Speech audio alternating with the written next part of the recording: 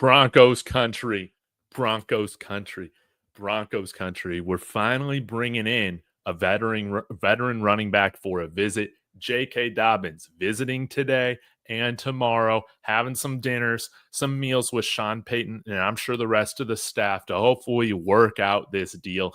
We have been pounding the table collectively for the Broncos to bring in a running back, and he is the perfect fit.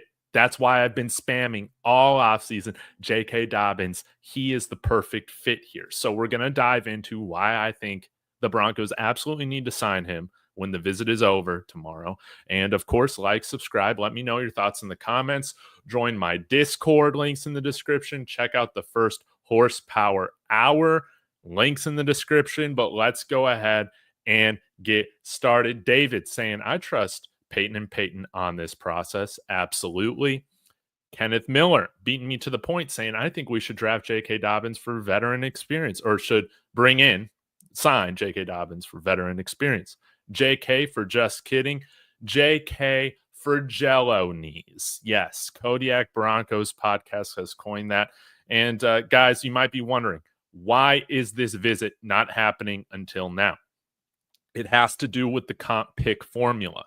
Signing veterans after June 1st, it's going to help the Broncos retain those two expected 7th round comp picks that we got for essentially Riley Dixon and Javonte Williams signing in free agency, which is amazing. So that's why veterans like JK Dobbins probably aren't starting to take visits until this time of the year. And with the June 1st happening on Sunday, it makes sense why these visits aren't happening until this week.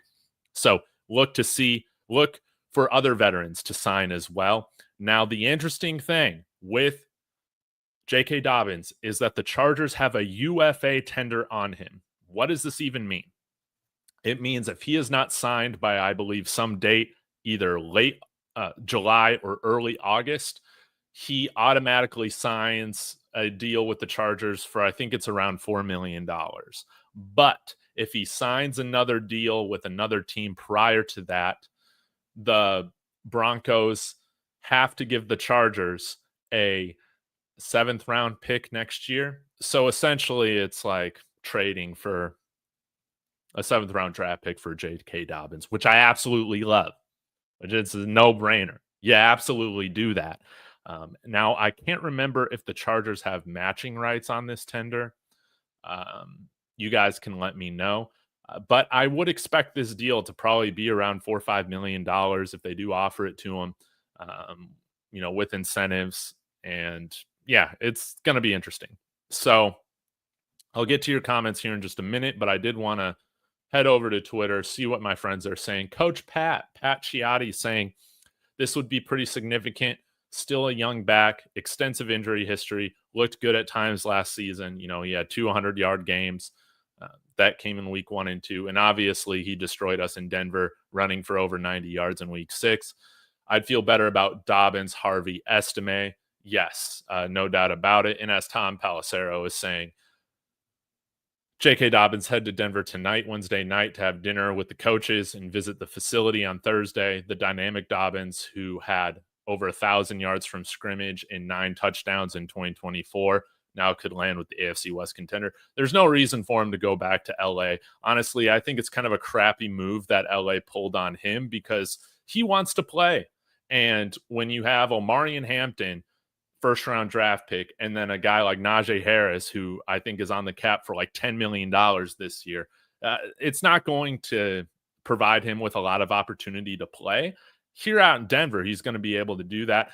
He's a Ohio State guy. He has been coached by both Harbaughs as well, along with Ryan Day, maybe Urban Meyer earlier on in his career. I can't remember, but all really good coaches, respected coaches outside of like Urban Meyer. But you understand what I'm saying. If he's good enough to be on the Harbaugh's teams, he's going to fit this culture perfectly. And an all-around back, he's going to be able to serve you in pass protection, in the passing game, and of course in the running game. When we look at his statistics, Kodiak went through this a little bit more extensively, as well as his injury history. So y'all go check out his video for more info on that. But 4.6 yards per carry, that's great. 3 yards after contact. So you would like to see him have a little bit more explosion. You saw kind of later in the year that really started to drop. But until week 11, I mean, he was pretty much crushing it. Yards after contact as well, looking explosive. He still had 10 rushes for over 15 yards last year. And breakaways. Breakaway percentage, essentially 32%. I'll take that all the time. And no fumbles. So and in the passing game, let's see here, 32 receptions on 36 targets. That's fantastic. I will take that every single time in this backfield. He is perfect for this backfield. Again, if Audric Estime or Jaleel McLaughlin or Blake Watson, RJ Harvey, these guys emerge, I don't think JK Dobbins blocks any of those guys from getting more snaps. But he is a floor raiser for this room. He gives you some veteran experience. Again, God forbid one of our younger running backs has issues in a certain area. JK Dobbins is a guy that you can plug in that I think is going to have trust of the coaching staff, as well as Bo Nix and the offensive line, because he's done it before. Now, you might say, well, why are we going after a guy who's injury prone? One, we're talking about signings in June right now. These guys are still free agents for a reason, but we don't need JK Dobbins. We're not signing him to be a workhorse running back to where we need him to play all 17 games. If we get 8 to 10 games of JK Dobbins, I will gladly take that. And hopefully by the last third of the year, God forbid he is injured, our other running backs are up to speed enough to where it's next man up. We're going to be just fine. So, man, I absolutely love this for a thunder and lightning type of backfield dynamic between RJ Harvey and JK Dobbins. I think it's great. And I think he's going to be a pretty cheap addition. I mean, we got like, 15 million or so for cap space right now. You might as well spend on it at the running back position, as well as go after and get a guy like Gerald Everett to help the tight end room. So, all right. Here's the information on the UFA tender, according to Adam Schefter. He remains eligible to sign with any team. Dobbins will still count against the compensatory formula if he signs with another team before training camp open in July, but the Chargers will retain his exclusive negotiating rights if he doesn't.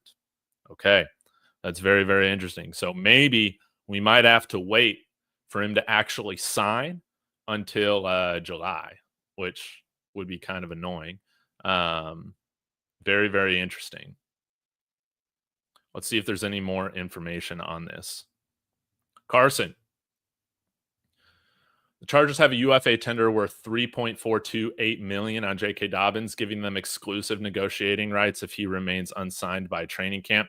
Chargers can get a comp pick, okay, if the Broncos sign him. So I believe, and I think I had this on one of Carson's tweets, I think that he'll sign a deal worth $4 to $5 million with the Broncos with incentives if he signs with us. So that means we got to give the Chargers a 7th round pick if we sign him before that. Again, 7th round draft pick. What are we going to do with that? Maybe draft some more basketball players, or like 27-year-old wide receivers, which, I mean, I'm cool with. But yeah, the name of the game, you play to win the game. You guys know, you play to win the game. Wasn't that Herm Edwards that said that? You play to win the game. Give me a 7th round draft pick for JK Dobbins, for any of these other veteran running backs that we've talked about in the trade market. No doubt about it. He might even be cheaper. So who cares about a 7th round draft pick? You can get those things easily. So you sign him, you make this happen immediately. This is a no-brainer. Let's see what else we got in terms of bookmarks.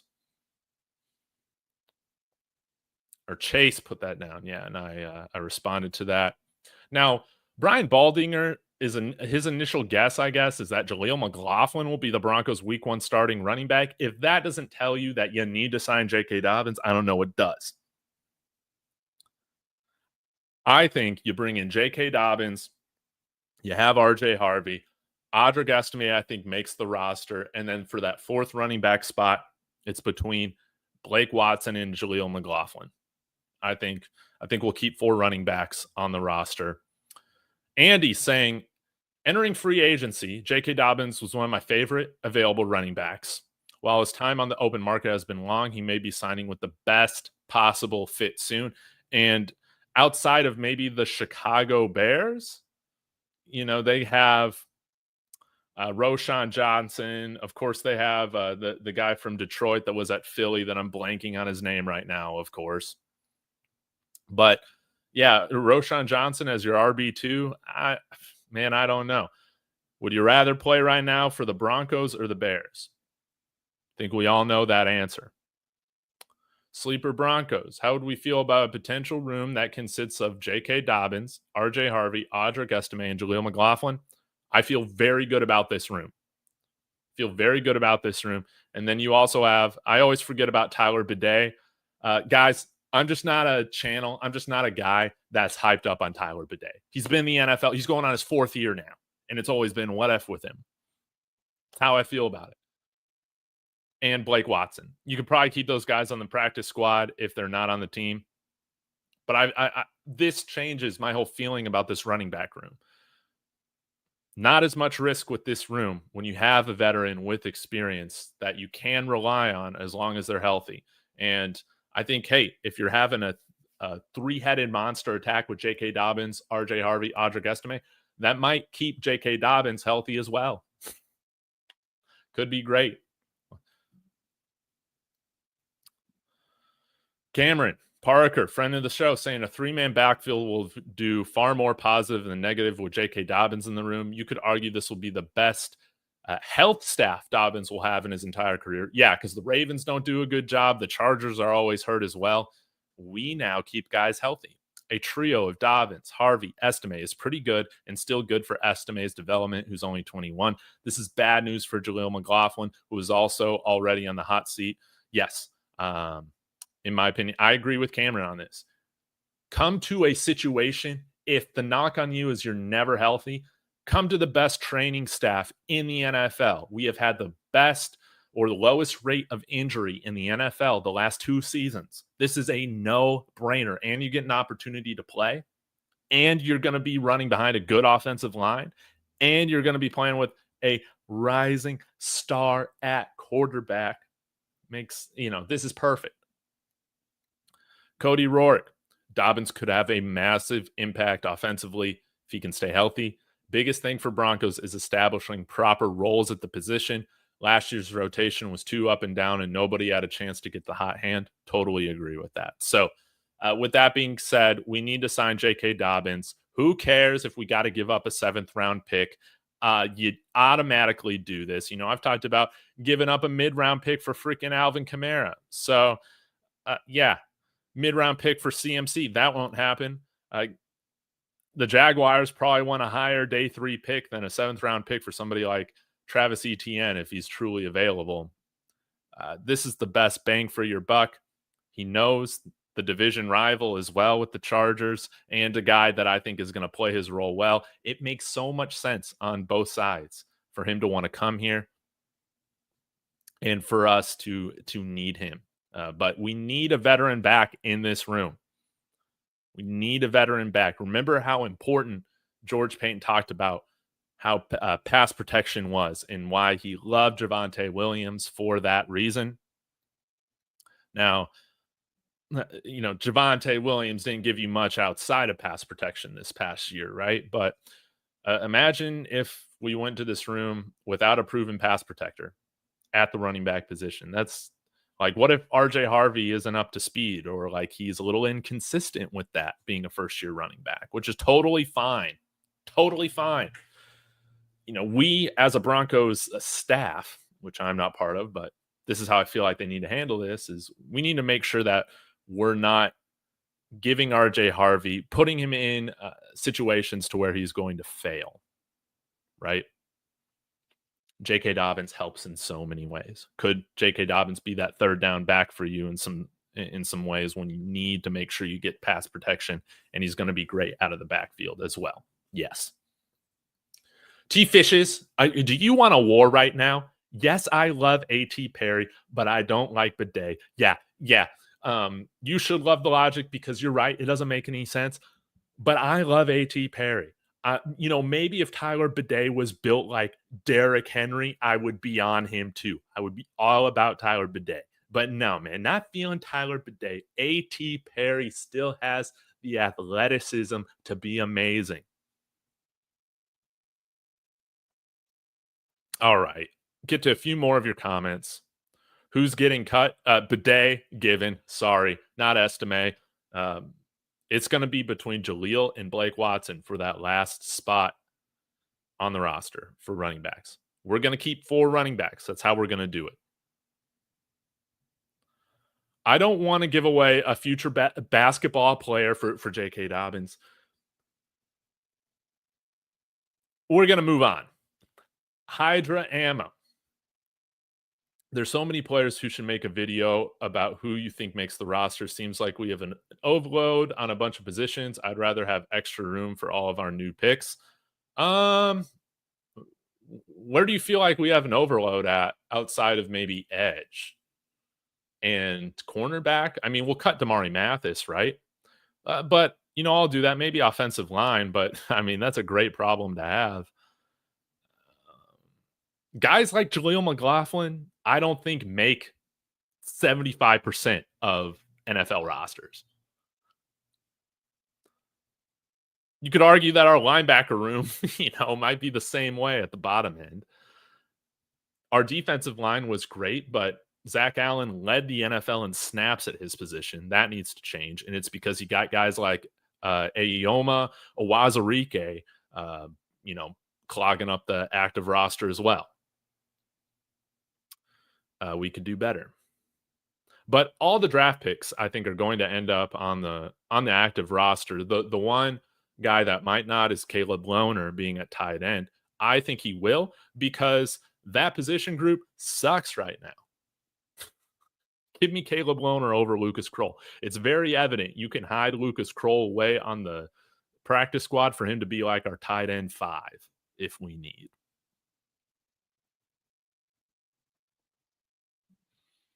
JK Dobbins and RJ Harvey seems like a prototypical Sean Payton backfield, and I love it. Me too, dude. It's not the question of his abilities, but if he can just stay healthy, that's why you give him incentives, baby. Audric the Anvil is going to eat. And I would say with JK Dobbins coming in here, he does not in any way. Again, you're not committing big money to him. He wouldn't impede on Audric Estime getting more carry share throughout the season. Yeah, that's right. Hey, JK Dobbins reunite with Ben Powers. I love that. I'm surprised JK didn't go to Vegas or Chicago first. Seems like he wants to come to Denver. $4 million and a 7th round is too much, in my opinion. I mean, he signed for around that rate last year, I believe, right? And, I mean, guys, we were talking about signing Aaron Jones, for instance. Aaron Jones is getting paid as a 30-year-old running back, right? $10 million this year. We're talking about JK Dobbins making 40% of what Aaron Jones makes. He's on this tender for about 32% of what Aaron Jones. I think that's totally fine. And guys, like, what was Javonte Williams' contract?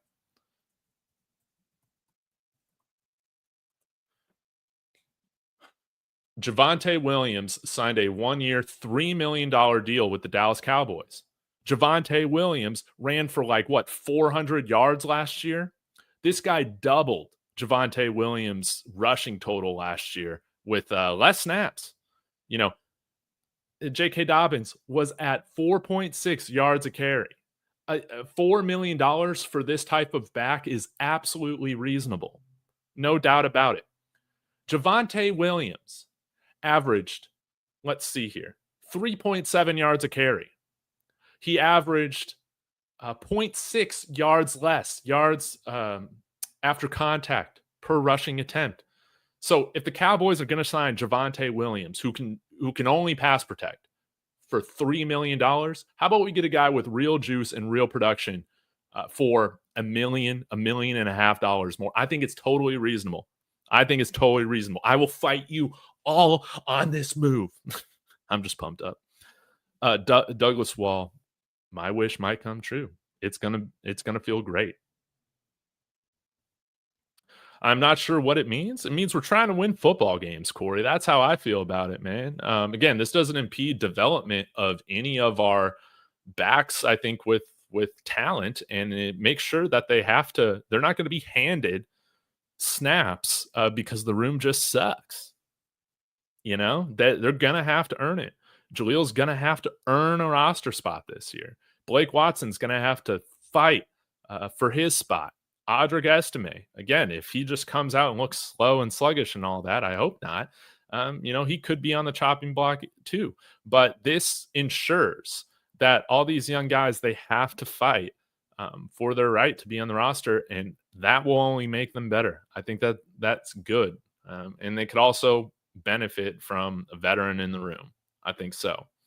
But yeah, like if Estime has a fumble problem, like we finally have a guy that we can go to that we know will hold on to the ball as a veteran. JK will do that. No fumbles last year. Jaleel, I think he had a few fumbles, as well as Bidet. Well, he broke his back on his fumble, so I'm not going to hate on him for that. Blake Watson, we just didn't get to see. Yeah, let's see what else. I think Jaleel could have closed our game out in Cincinnati, but Sean wants to throw the ball. Yeah, I can't really comment on that one. I was at the Alamo Bowl, so I didn't really get to see that game. Watching my Buffs get absolutely destroyed by BYU down here in San Antonio. And this is probably the most, I think, reasonable take here. Jaleel will be that third back. Well, or Estime. But Jaleel is the most proven, I think, out of those guys. But I'm a little bit more bullish on Estime than maybe some people are. But yeah, he's our speed back. But yeah, I think Blake Watson, he's just as fast, if not faster, right? There's so many tight ends, fullbacks, wide receivers, running back, offensive line. They're all full of question marks. Yeah, and again, that's why it's nice to bring in some veterans. Again, I wouldn't hate it if we sign a guy like Jordan Akins or Gerald Everett to bring competition in with a guy like Adam Troutman and Lucas Kroll. Again, I think the Prescorn signing is a direct competition for Nate Atkins, like fullback, H-back role. That's kind of how I see it. And maybe he can develop into more of a traditional tight end 3 or tight end 2 for the team. Caleb Lohner, I think, he's going to be on that big time playmaking slot wide receiver or slot tight end type of trajectory, developmental, but I think he'll be kept on the roster because of his athleticism, being very rare, and his size, 6'7". We'll have to see. But yeah, Audric Estime is Mike Anderson. That would be a beautiful thing. We haven't had a back like Mike Anderson here in quite a while. Now, maybe Latavius Murray a little bit, but Latavius Murray was like somewhat washed. But hey, Latavius Murray might have been the best back we've had here in the last handful of years, which is crazy to think about. Why did all the tight ends go so high this year? Do you honestly think the class was that good this year? Yeah. I think that they were tremendous athletes. Yes. I think like the first 5 or so tight ends that went off the board were really, really good. Yeah, I do think it's a pretty rare tight end class, but I think it was very clear kind of once you got to day 3 with those tight ends, maybe the back half of the class wasn't as good as some people thought. Dude, Adam, this is what I'm talking about. Was it you that brought this up the other day? I brought it up on the Horsepower Hour yesterday. But yeah, we trade for Alvin Kamara at the deadline. So then we have the 3-headed monster of Alvin Kamara, JK Dobbins, and RJ Harvey. And that's how we win the AFC West and we go to the Super Bowl, baby. I'm drinking the orange and blue Kool-Aid today. I'm pumped up about this, man. I want Estime to prove me wrong, but I just don't like people saying Estime is guaranteed a roster spot with how slow he is and how many times he would run to our guards. This is very fair, and this is why I wanted a veteran back in here so that it would cause all these younger backs to fight for their roster spots. Again, I think that we've lacked depth at certain positions, one being running back last year, to where it was frustrating. You have guys playing roles that would not be on active rosters in 75% of the NFL. That's how I feel about it. No Kamara, no thanks. This is why I don't get why. He's like $3 million against the cap if traded for, and doesn't have a it's just a 1 year, I think, because you I think only eat $3 million in dead money if you release him in 2026. You save, if you want to keep him, he's like around $11 million. So if you cut him, you save $8.5 million. To me, it's a no-brainer if he wants to come and play for a contender in the twilight of his career. He's been training out in Boulder with their new strength coach that I guess that he's worked with for years. So you imagine maybe he's had some dinners with Sean Payton while just being maybe an hour up the road or so. Very interesting. I think that, Kamara is amazing. 1,500 yards this past year. Again, to me, if he's available, you absolutely go get him. I can understand the Saints wanting to hold on to him because he's probably the only guy in the team right now that can sell tickets.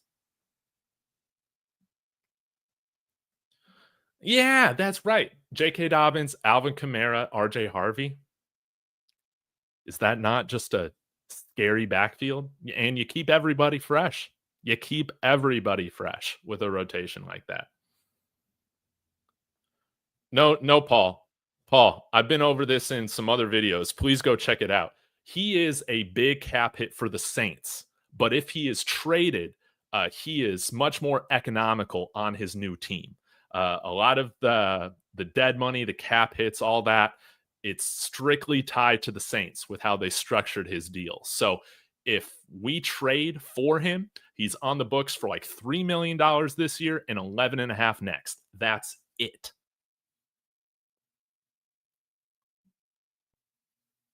Kamara's a no-brainer and a high-character dude reunited. It's probably Fantasyland. Yes. But it's June. Didn't some report he told Sean Payton, come get me, or was that hearsay? It was probably hearsay. But we'll dive into the Alvin Kamara contract so I can just prove it right now that it's it's no biggie. It's no biggie. And then I'll let you guys go. But imagine Alvin Kamara, JK Dobbins. That's some smash mouth football. They got receiving chops as well. It's a beautiful thing. All right, look at this.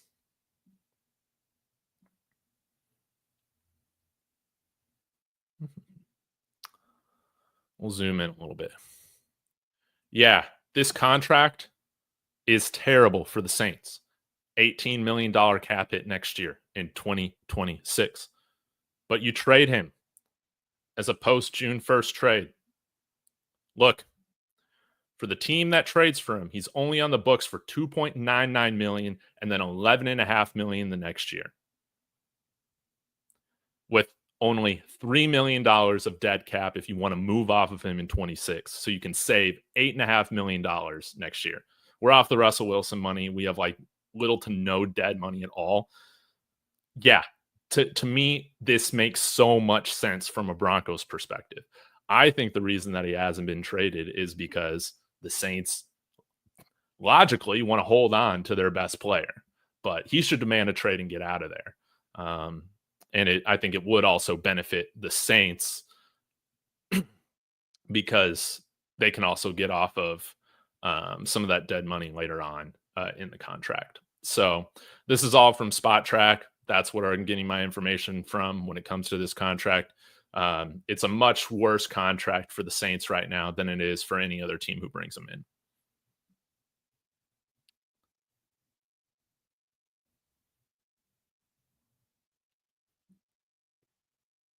Yeah, imagine being able to just run the ball. We led the NFL in 3 and outs last year. Let's do everything in our power to make sure that doesn't happen. How about we have 3 really good running backs that we can trust? Again, guys, we have $13 million in cap space right now. When we cut Damari Mathis, it's going to go back up to like $16 to $17 million. And you can't spend 4 or 5 million maximum with incentives on a JK Dobbins. You can't bring in Alvin Kamara for another 3. So we're talking about $8 million and some day 3 draft picks, one of which being a 7th round pick for these guys. Man, I'll take that. I understand us not wanting to trade draft capital, like 1st, 2nd, 3rd round picks, like what we've done throughout, these last handful of years. But we're talking about day 3 guys, man. What's the likelihood that these day 3 guys actually hit to be, impact dudes? It's just not likely. I want this offense so good for people to say Bo Nix is a system quarterback. Wouldn't that be the dream where they just say it's just the system, like Belichick and Brady? Yeah. That duo, we can compete with Baltimore in the AFC Championship. Yes. Yes. I agree.